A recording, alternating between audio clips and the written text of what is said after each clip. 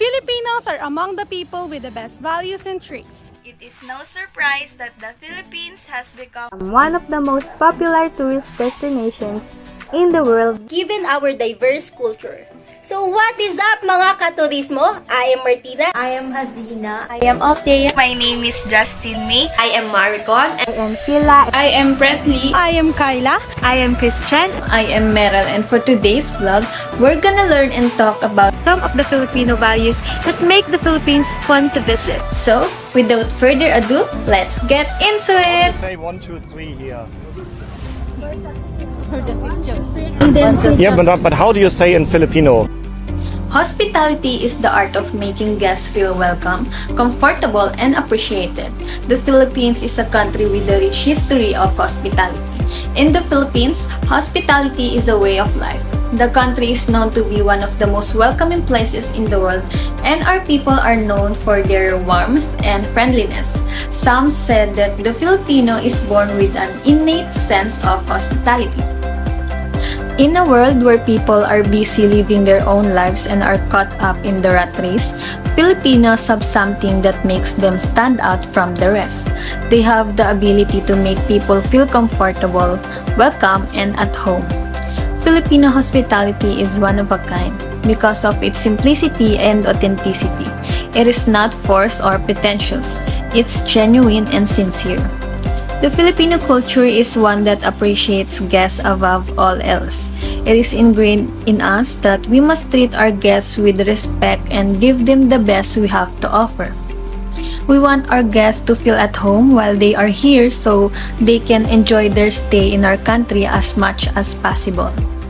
The Filipino people are friendly because they are happy with what they have. They do not need much and they are contented with what they have, which makes them happy, even if they have nothing to eat at all or no place to sleep in. It is also very easy to get along with Filipinos because they are very accommodating and ready to help others out anytime whenever possible. They like to be loved by everyone, especially those who come from faraway countries. As a Filipino, I would say that our hospitality is an integral part of who we are. It's in our DNA. We greet each other with the salamat, kumusta, and magandang araw. When someone visits us at home, we offer him or her something to eat or drink and make sure that they feel comfortable and at ease. This hospitality is something that comes from within each Filipino soul. We are proud of our heritage. We love having guests over at our homes. We have fun hosting parties. We like showing off our beautiful country and we enjoy sharing our cultures with others. In fact, the Philippines has been described by many as the land of smiles. Wanna know why? Come and visit the Philippines. You are welcome here.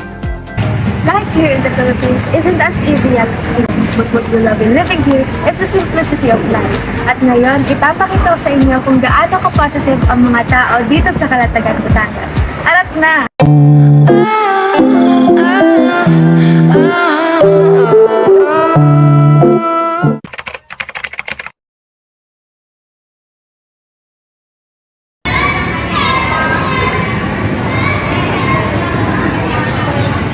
Now that we transition from the challenging times brought by the pandemic to the new normal setup, we surely have our own problems, but we celebrate the Yuletide season with smiles on our faces. Like these people, they exhibit positivity to be able to provide enough money and resources for their family.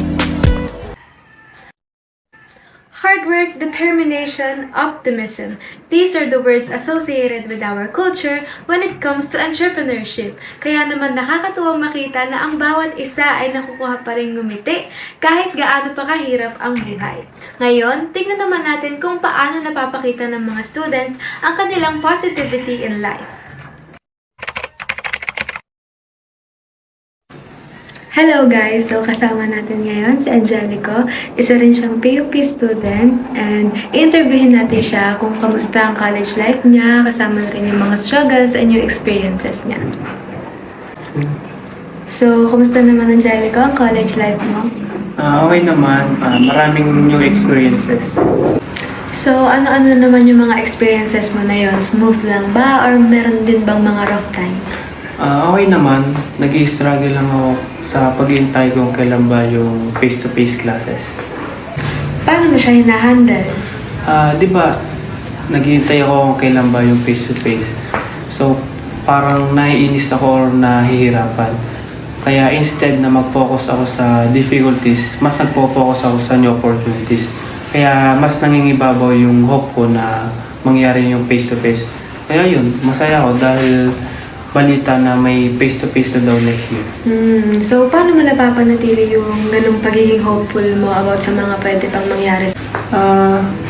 Iniisip ko yung mga good things na nangyayari sa akin. And pag kasi ganun yung mindset mo, ine-embrace mo yung sitwasyon na yun, kaya mas nagiging maayos yung approach mo sa sitwasyon na yun. Oo, tama yung mindset mo na ganyan. Thank you, Mr. Angelica, sa pagpayag na interview kita. Aside from determination, it takes a positive outlook in life to be able to learn more. Students fulfilling their responsibilities go through a lot of struggles because aside from their personal problems, they also have life responsibilities outside the school. And that's it. Once again, this is Christian for Optimism. Stay positive and keep on smiling. One of the Filipino traits that we are proud of is being resourceful. We are known to be talented and highly creative. Resourcefulness is defined as the ability and creativity to cope up with difficulties. So,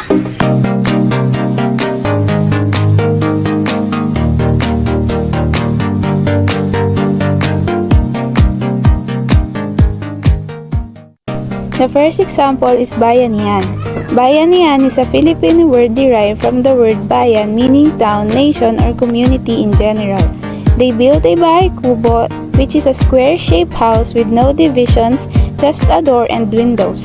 It is built using local materials such as wood, bamboo, and nipa grass. Next is budel fight. Kamayan in Tagalog translates to by hand and describes the method of eating with your hand. It's best used during a budel fight where you share a meal with friends and family over a banana leaf lined table filled to the max with delicious ulams or main dish. Next is being resourceful again by cooking their dishes in a burning stove using charcoals. You can see in the video that there is a strong wind that may cause the fire dies, but instead they find a way to get a protection using a cardboard and block the wind. They are heating an ulam or main dish called caldereta using this fire. Maybe they don't have a normal stove or they run out of gas, but they still have the way to cook a food and heat it. Being a Filipino is very resourceful. Like if you want to plant some plants and you don't have pots, you can use a recycled plastic bottle and turn it into pots like this. and also this. And this one. And that's all for today. I hope you learned something about Filipino being resourceful. Bye!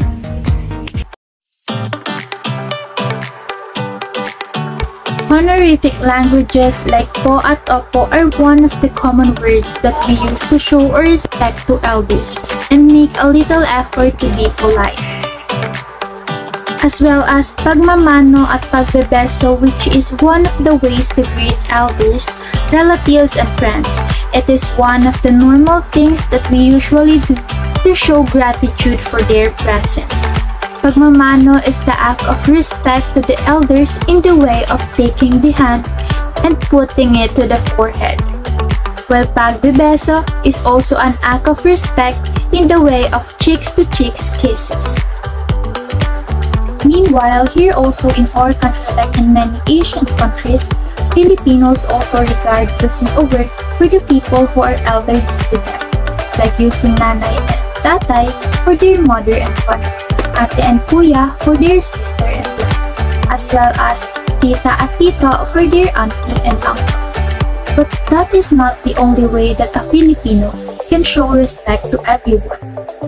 We can show this also in terms of respect by simply respecting someone's time, listening to them, and giving them the opportunity to tell their truth in any aspects of life. As a Filipino, showing respect is done voluntarily, based on free will values and attitude. It is our way to show some love and care towards our family, relatives, friends, and all the people that surrounds us. We have a lot of attitude that actually you can adapt and learn about Filipino values. As long as we know how to respect, understand, and listen to each other. There are no barriers that can separate people who are willing to learn about a different background or cultures. So for now, I think these are the some things that I can share with you all. I hope you learned some of the respectful attitude that Filipino values have. Thank you and bye! Family is considered to be the foundation of social life for the most Filipino.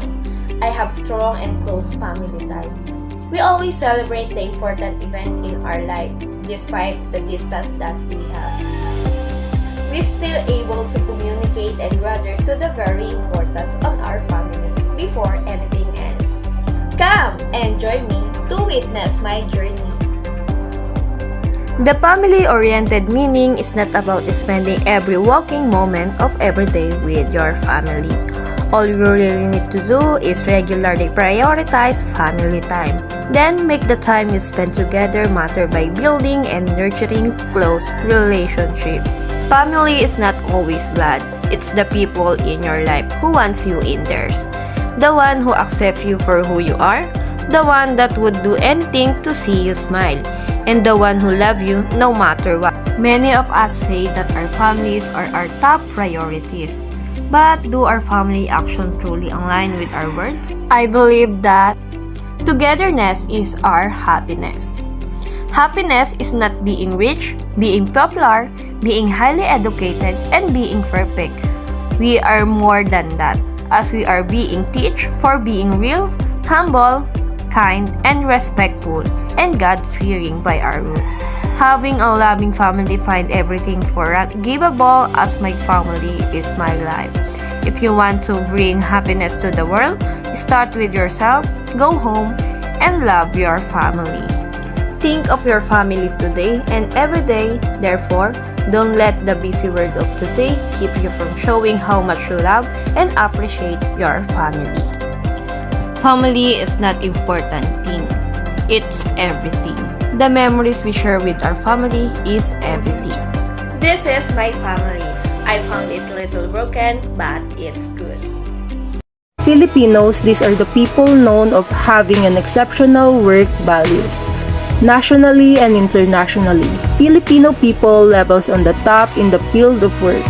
For the topic is present, the presentation of the work values of the Filipinos will be shown. Employee with a strong work ethic is professional in appearance and in attitude. Filipinos are responsible, dependable, and hardworking. This can be directly attributed to the culturally rooted trait of filial obligation. The work culture of the Philippines is rich and varied in many ways. Filipinos take pride in their work and value building relationship with others in order to better provide for their families and to their company's success. A strong work ethic is an important part of being successful in your career. Work ethic is a set of values based on the ideals of discipline and hard work. Building a strong work ethic will allow a person to train themselves so that hard work is almost automatic. Your work ethic is a mix of the principles that guide you and the discipline to stick to them regarding the task before you. It can set you apart in your classroom, home, and on the job. And if you hone this skill while you are still at school, you can bring it on to your career. Every Filipino has a reputation for being a hard worker. One must be able to provide their family with a safe place to live, adequate food and shelter, and a high standard of life despite the difficulty. In addition, Filipino students are putting in their absolute best effort to graduate high school and college, in order to be able to support their families and to be employed in a field that is a good match for both their personality and their skills.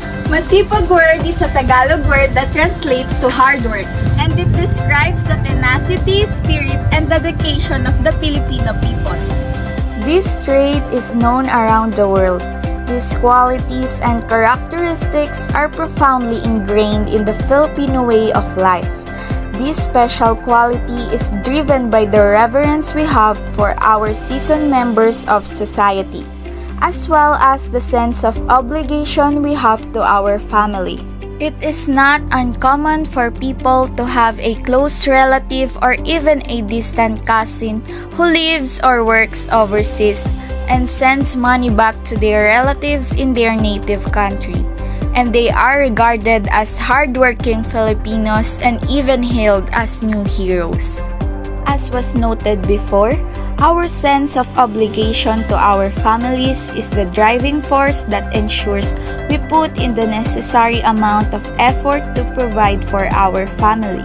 The image of the diligent Filipino is contributed to by the fact that Filipinos strive to do their best, place a high value on integrity and reputation, and rise to the occasion when faced with a task.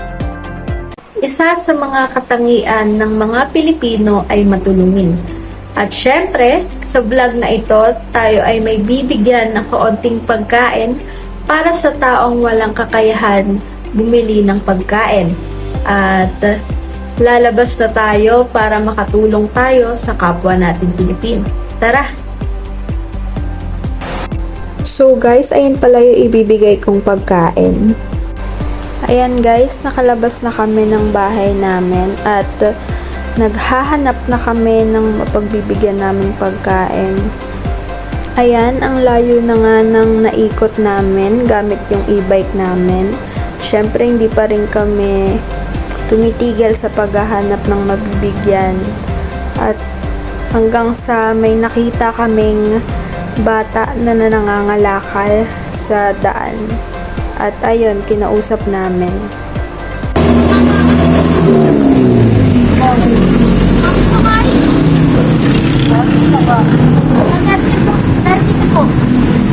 Ito, wala. Send po. Nangangalakal ito? Opo. Wala na. Wala na ako eh. Kailangan ko eh. Kumain ka na ba? Hindi ko po. Mga pineda. Wala po po po eh. Opo. Sa Perez, pagkain na lang. Mga musika. Bigay ka mga. Ito. Hindi po. Kainin mo yan ah. Opo. Yan. Thank you po. Ingat po kuya. Thank you po.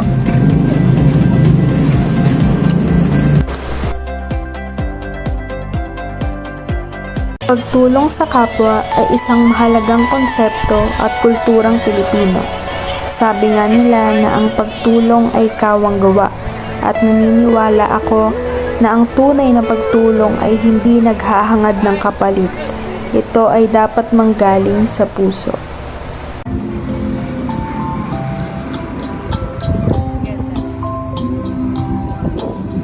Did you know that Filipinos are known for having a strong faith and close spiritual relationship with God?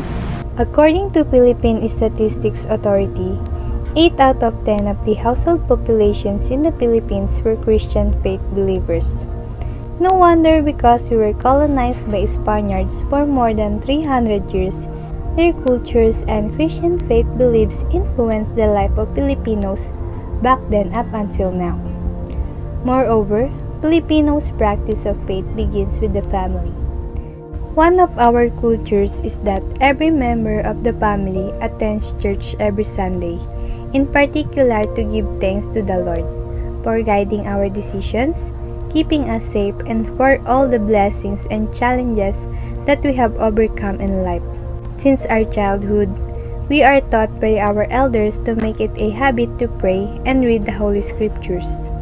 It is crucial for us because it helps us to promote spiritual growth and deepen our relationship with God. In the Philippines, There are many different religions practiced, such as Roman Catholic, Iglesia ni Cristo, Jehovah's Witnesses, Muslims, and so on. According to PSA in 2015, only 0.1% of the Philippine populations are non-religious persons. Each of us has our unique cultures and beliefs for expressing each other's faith in God. Even though our religions and beliefs are different, we are bound together by our strong faith.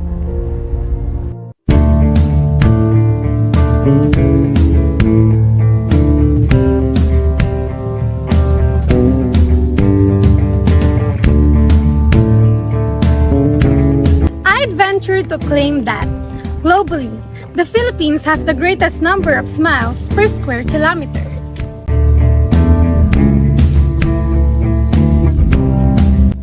I'd dare any foreigner to go down any Philippine street and count how many people they encounter wearing smiles on their faces.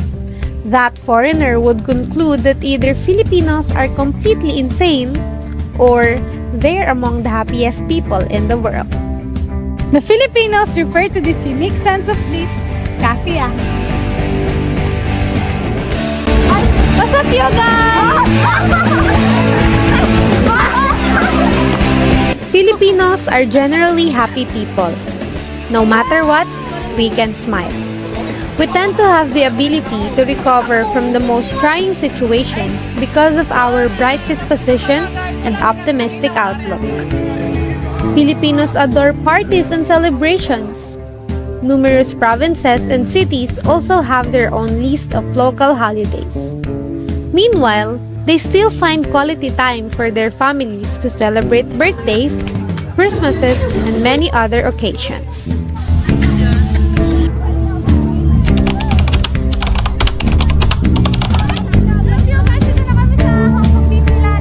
So, ang nagpapasaya sa akin ay yung makita ko yung sarili ko na nagawa ko na makatulong sa ibang tao. What makes me happy?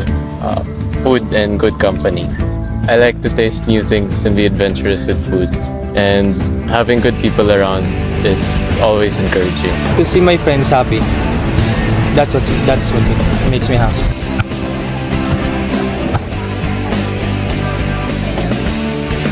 Happiness is the opportunity to discover purpose in this life and make a difference. Happiness is getting what we deserve.